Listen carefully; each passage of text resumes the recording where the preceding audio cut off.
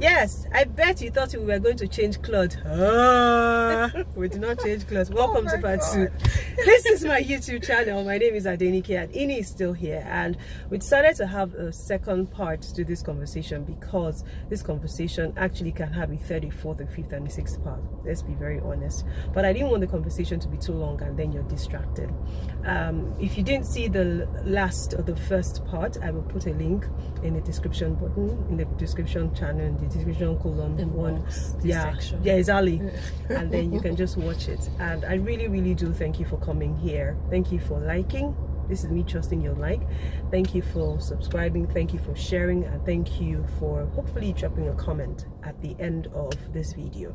So we're talking about, you were talking about how we sabotage ourselves when we feel like we do not need therapy. Yes. And one thing that stood out to me was when you said, even though you had come from a complete family, you had come from a close family, or a stable family, that's the word you use.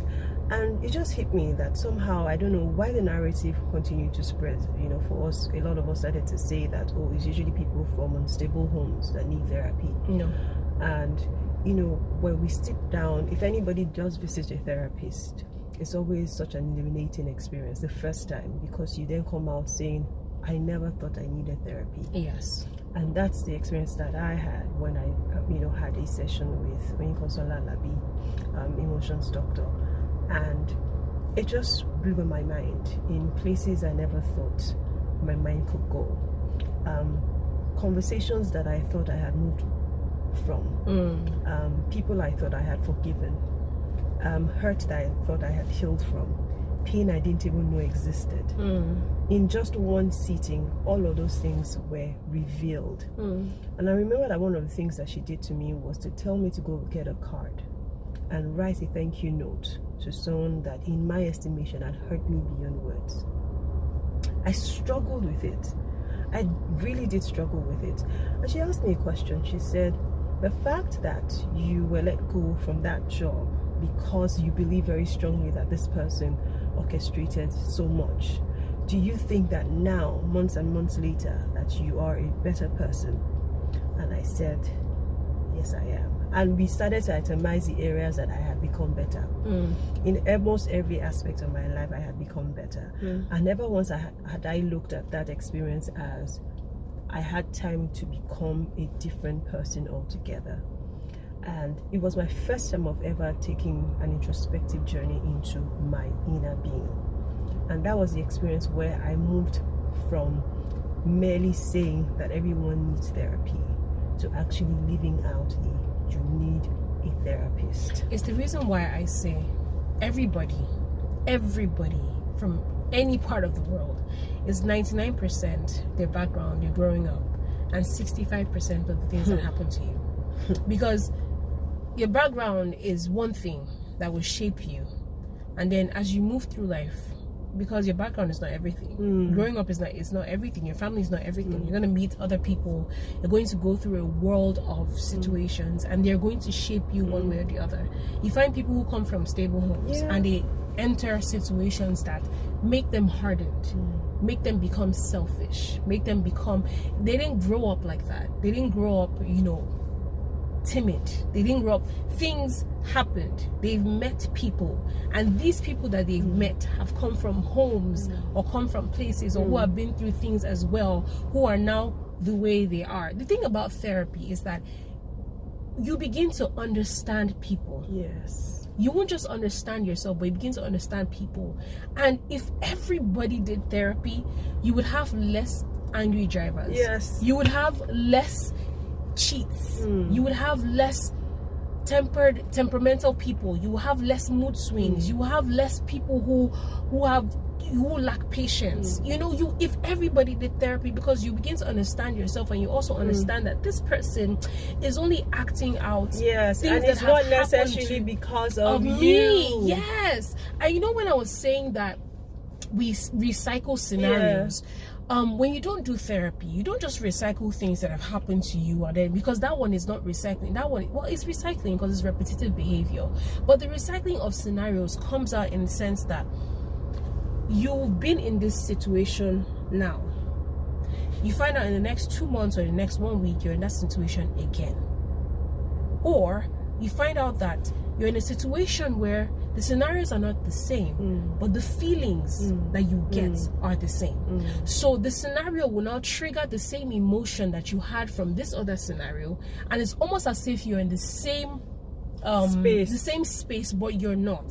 So it's not the scenarios that are similar, it's the emotions that you're getting, the way the things make you feel. So it now comes to the fact that you have to sit down and wonder, why am I feeling this way? You know what resonates with me now is how a lot of us end up saying that, why do I attract the same kind of people? Exactly. It will now be that you don't have to trace, when did I start attracting these kind of people? What happened for me to begin to exude such energy, or for me to begin to attract such energy to me? What am I doing? Why am I in this cycle? Why am I here? What am I, how can I get out of it? Because at the end of the day, it's not just for you to wonder why you are there. The solution is for you to and that's another thing. I'm going to say this. I'm going to say this. A lot of people are not going to like it, but you see, a lot of people are afraid of therapy and afraid of even dealing with things. The therapy is even too far. A lot of people are afraid of dealing with their issues because, to be honest, they don't want to heal. Human beings like to pick on scabs. You enjoy the pain. You pick on it. The wound is still there. It's healing, but it's then healing. Exactly. And then you sit there and then you complain. And it's easy to complain. Sometimes you don't even know that you don't want to heal. You don't know. It's easy to complain because for you to heal, it takes strength, it takes courage, it takes for you to be. It means you have to be bold enough to face something that you're not aware of, but you know that this thing may break me. It may break me, so you're afraid of being broken, and then it now comes down to pride. So are you humble enough to be broken and get your healing and become a better person, or you want to say, this is just how I am, and this is how we are in our family? This is how we are in our family.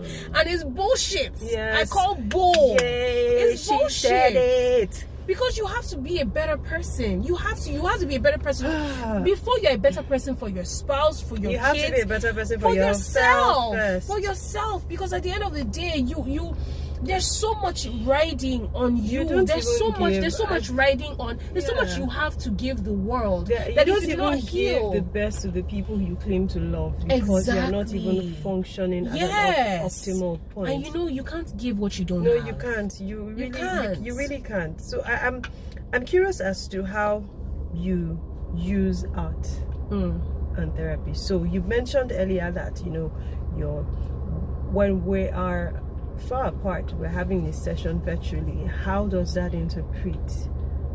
Does it still work that way? Yes, it still works that way. So where you are, like now, most of my sessions are via Zoom because of COVID. But where you are, if there's some clients that actually opt to get painting materials. Some people are just fine with a pencil and pen and a sketch pad, or just a random paper, and just art is therapeutic. If you could try it. If you ever feel a certain way, upset, anxious, sad, happy, get a brush and it doesn't even have to be many colors. Even if it's just one color, just go up and down. Even if it's just the same spot, you're just swirling, you will find that it's the most calming effect. And sometimes you're able to think clearly. For some people is that they're angry, and so they just need to do something. And for you to do something, drawing or doodling or even writing out your emotions. Writing is art. Writing out your emotions, it helps. Sometimes it helps it stick. For some people, have to go and write down, it's not your fault, on a full-scale sheet of paper. Write down, it is not my fault. I didn't cause it. Write it over and over again. You find that when you're writing, your brain now begins to speak before you write. And so it's now buried into your subconscious. And so it's in different way. For some people, I give you a song. Go and listen to the song. Put it on repeat for the next 3 days. And write down the thoughts that come to you. Every time. Write down every single thing. And when you come back, we'll talk about it. And when even they are amazed, because it's meditation. Art is meditation, and if you want to get to the heart of the Father, you have to meditate. This book of law shall not depart. You shall meditate day and night. So, interesting. Yeah. What has been the highest you've sold an art piece for? Can you remember? Yes, I can. 850,000. Okay. Apart from the ones that you are giving people like us, what has been? But that has been a one-off though. It was someone who, and funny enough, it was Prophetic Art. The person, the art piece just spoke to him, and he had to have it. And he said, and you know the thing with prophetic art, because there's prophetic art and there's the art that I do for my profession. Even though prophetic art, the way prophetic art is sold, in case you're a prophetic artist and you don't know how to sell it, is that when you paint it, you paint the mind of the Father, you put it up, and it's like a bidding, an auction. So people come to you with prices, and whichever one the Holy Spirit speaks to you, whichever one, you know, triggers you in your spirit, then you go with it. And this man wasn't even going to let me have any other options. He said, look, this is the price I'm paying for it. Oh, wow. I have to have this painting. If anybody offers more, I will double it. Oh, and wow. I say, hey God, because what more sir. Oh, wow. So yeah, and yeah, that's it. How affordable is it to be a painter in terms of acquiring the materials that you use as your tools? It's very affordable, and I would say pace yourself. Don't buy everything. You cannot buy everything at once. Pace yourself, and with the little that you have, just do where we use are. it. Yes, and the truth is that what I discovered last year during COVID was that I ran out of money and I couldn't buy art supplies, and I was just wondering, oh God, I can't paint because I don't have art supplies. And I opened myself, I'm like, there's art all around me. There are resources everywhere. There's charcoal, there's sand, there's coffee, there's beans, there's oil that you can paint with. That's So a beautiful thing. yeah. So yeah, so as an artist, I would say pace yourself and then be resourceful. Okay. What else was I going to ask you? Where do you see yourself? You know, do you have any projections professionally? Do you have any projections for this journey, this art journey? Yes. So, where do I see myself in the next 2-5 years? That one is almost too far. I don't even know all these people I used to do 5-year projects. I just wanted her to tell me where she would see herself at the end of 2021. I see myself having an art therapy center. It's a center where people can come. You walk into a room and there's art all around you. So it's art and tech. Okay. There's art and it's I'm just gonna put this out there. Do you know Team Lab in Tokyo? No, I don't. You should look them up. Oh yes, I will. If you know them, then that's Team. Yes, TEAM. Team Lab together. It's in Tokyo. It's an art museum, but it's the most beautiful thing ever. That's my dream. Okay. That's where I see myself. Where do we find you on social media, or what are you up to now? How do we book sessions if we must? And are they affordable? Yes, they are. They're very affordable. Okay. So my therapy handle is Art Therapy Rooms on Instagram. All one word? Yes, all one word. Art Therapy Rooms together. And you can just you can send an email to arttherapyrooms@gmail.com. The rates are there in our highlights, but you know, once you send a mail, you get an automatic email with our rates. It's very affordable. 30,000 for a month. 10,000 naira for a one-off session, 15,000 for 2 sessions. And what happens in the month, under the month category? Okay, so you can choose. You can have either 3 one-on-one sessions and one. This is via Zoom now. The way it is now is 3 one-on-one sessions How long via is Zoom. this session? It's an hour. Yes. Okay. 3 one-on-one sessions via Zoom, 1 physical meeting. Some people just opt for Zoom all the way. Some people opt for physical meetings all the way. But for now, it's actually been mostly via Zoom.